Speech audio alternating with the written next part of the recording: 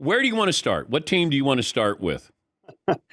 I feel like this has been TV right now is me trying to remember 27 different names in every hit and remember who's interviewing with who, what the schedule is on everything. It's a fun time of year, and this process is going to be longer than any we've seen just because of how they've kind of legislated it with some of the updates to the Rooney Rule and the way that they want these things now to flow. I think that one of the interesting ones is in Denver right now. Jim Harbaugh interviewed yesterday virtually for over 2 hours with the Broncos.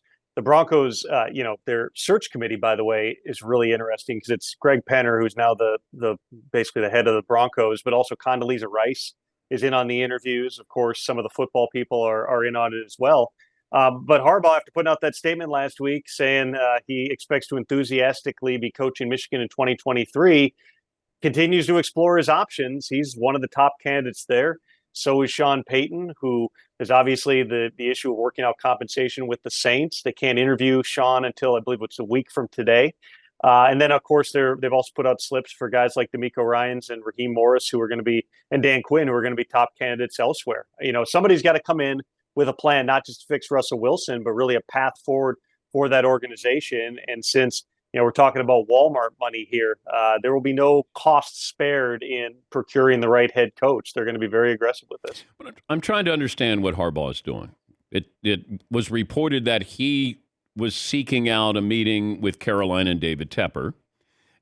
Did he do the same to Denver, or did Denver reach out to Jim Harbaugh? No, Jim Harbaugh was very much on the Broncos' radar. So he coached, before he was with the 49ers, he was at Stanford.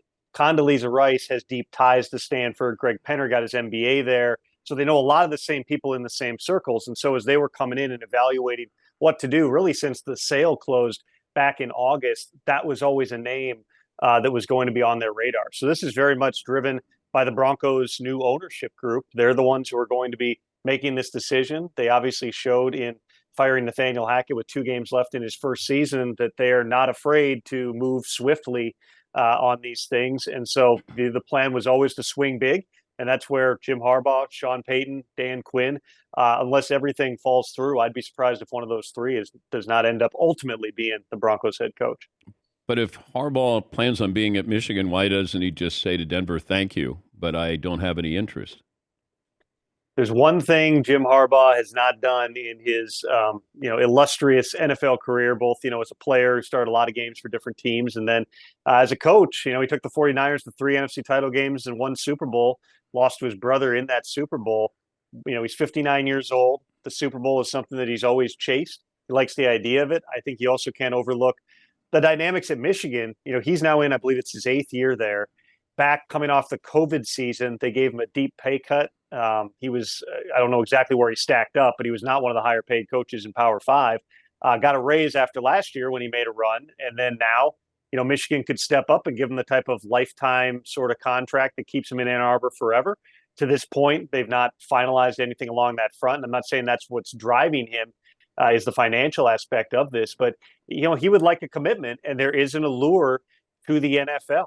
I'm sure some people, I see them in my Twitter mentions, complaining that this is all leverage. And, the same people also are stressed out because what's he doing to his recruiting class and everything else. Jim Harbaugh is a unique individual. He's an unbelievably successful football coach. And so as long as Jim Harbaugh is willing to entertain the NFL will always entertain Jim Harbaugh.